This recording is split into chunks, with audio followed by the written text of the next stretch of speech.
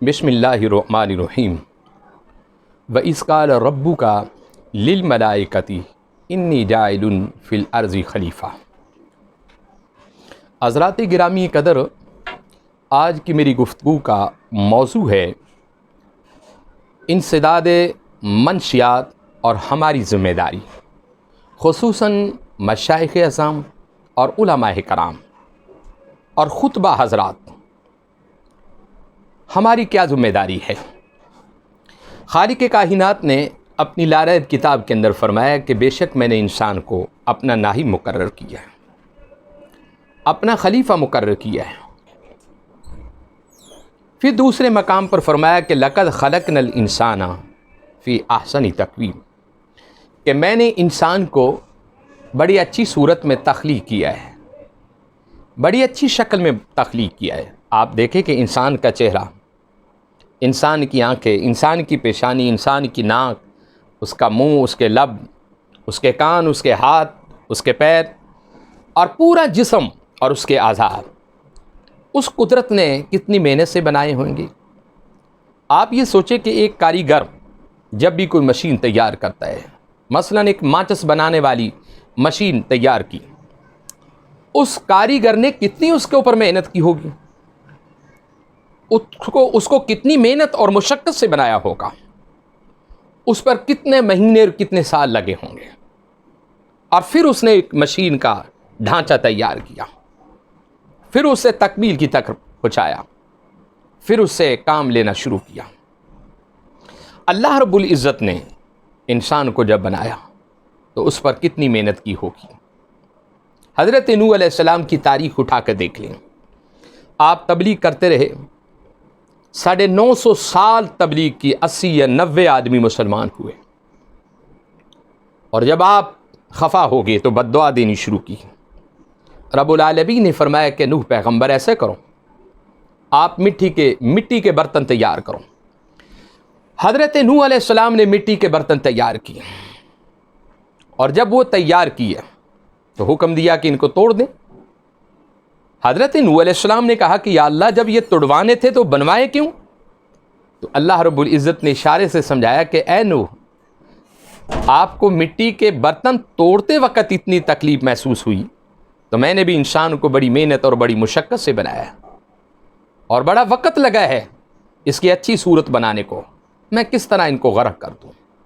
وہ مولا ہم سے اس قدر پیار کرتا ہے، بلکہ حدیث رسول ہے، آقا علیہ السلام نے فرمایا کہ میرا رب 70 ماؤں سے بھی بڑھ کر پیار کرتا ہے اپنے بندے سے، اور وہ مولا کسی کو یہ نہیں دیکھتا اس کا مسلک کیا ہے، اس کا مذہب کیا ہے، یہ کس مذہب سے اس کا تعلق ہے، کیونکہ سب اسی نے بنائے ہیں اور اسی کے بنائے ہوئے بندے ہیں۔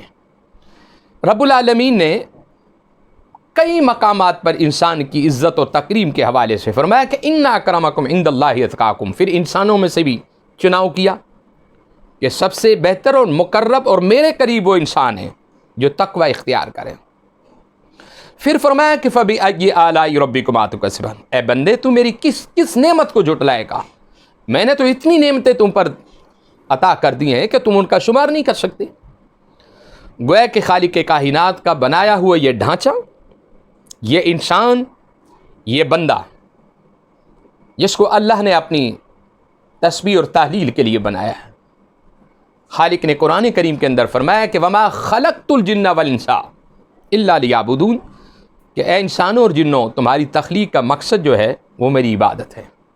ہم اللہ کی عبادت کو چھوڑ کر غیروں کے پیچھے شروع ہیں، غیروں کے تذکرے، غیروں کی عبادت کرتے ہیں، اور آج یہی وجہ ہے کہ ہمارے گھروں میں پریشانیوں نے ڈیرے لگا لیے۔ تو اس موقع پر میں آپ کو ایک پیغام دینا چاہتا ہوں، اور پیغام وہ کیا ہے؟ منشیات کا۔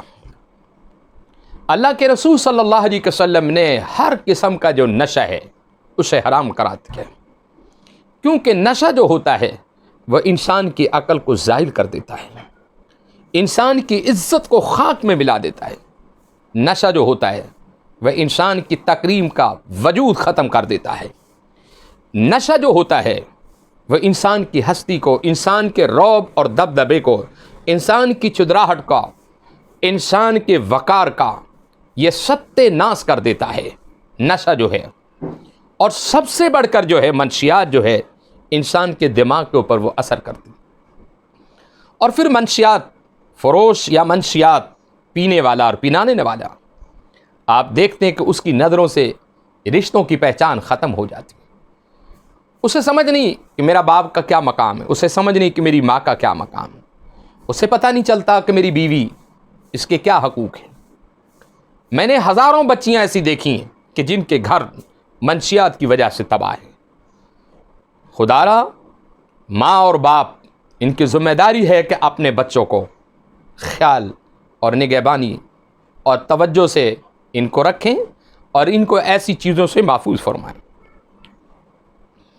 اور پھر میں نے جب دنیا کی تاریخ کو پڑھا تو ہمارے ملک پاکستان کی 20-25 ایسی ایجنسیاں ہیں جو نشے کے خلاف جہاد کرتی ہیں، اور ایک ایسی ایجنسی اینٹی نارکوٹس، یہ تو اسپیشل فورس اسی کام کے لیے ہے کہ ان لوگوں کو گرفتار کیا جائے، ان کا قلعہ کما کیا جائے.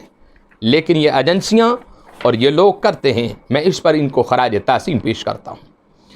آپ کو علم ہے کہ ہمارے دین نے، ہمارے اسلام نے 5 چیزوں کی حفاظت کرنے کا حکم دیا. اس دین اسلام نے، اس دین محمدی نے 5 چیزوں کی حفاظت کرنے کا ہمیں حکم دیا. آقا علیہ السلام نے فرمایا کہ پہلی چیز یہ ہے کہ تم اپنے دین کی حفاظت کرو، اور دین کی حفاظت انسان جب ہی کر سکتا ہے جب انسان کا ذہن درست ہو. دوسرا آقا علیہ السلام نے فرمایا کہ تم اپنی جان کی حفاظت کرو. تیسرا فرمایا کہ اپنے نسل کی حفاظت کرو. اور چوتھا فرمایا کہ تم اپنے مال کی بھی حفاظت کرو. اور 5واں حضور کیا فرماتے ہیں کہ اپنے عقل کی بھی حفاظت کرو. یہ ہمارے اسلام نے ہمیں تعلیم دی ہے. جو بندہ نشہ کرے گا، کسی بھی چیز کا وہ نشہ کرتا ہے، اس کی عقل جو ہے وہ زائل ہو جاتی ہے.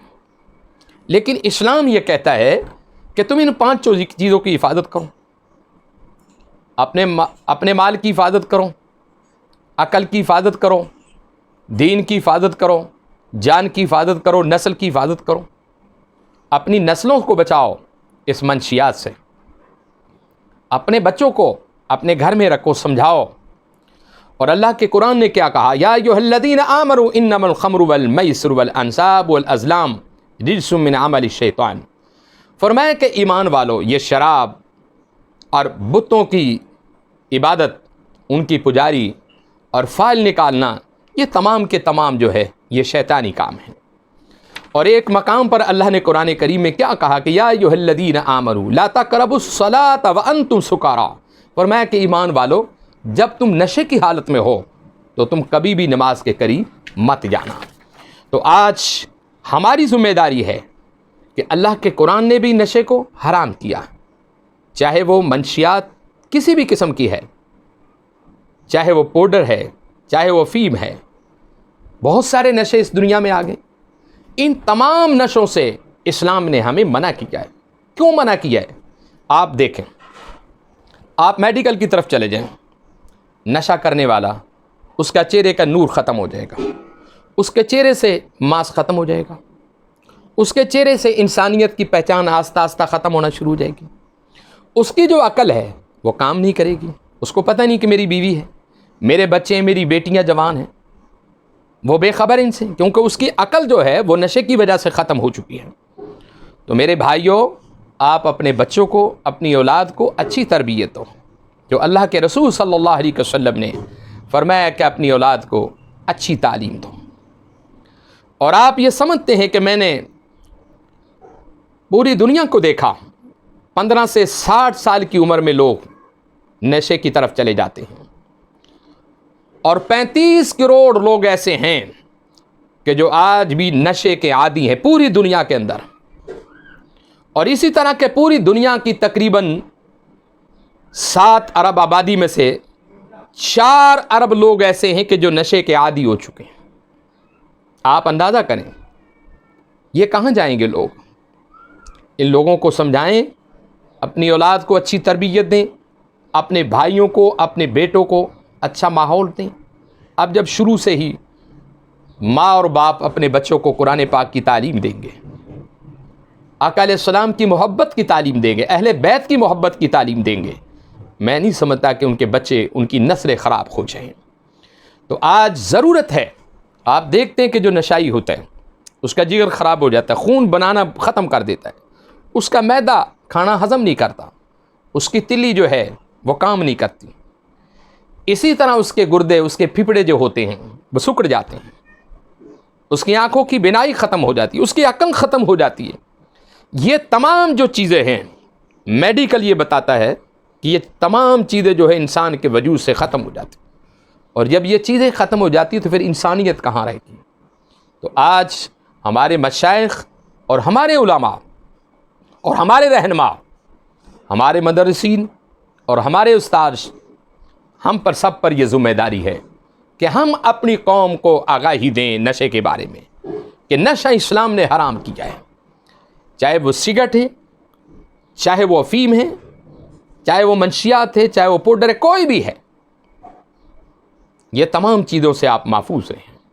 اللہ کے رسول صلی اللہ علیہ وسلم نے فرمایا کہ منشیات فروخت کرنے والا، منشیات استعمال کرنے والا، ان دونوں پر اللہ نے جنت کو حرام کر دیا ہے۔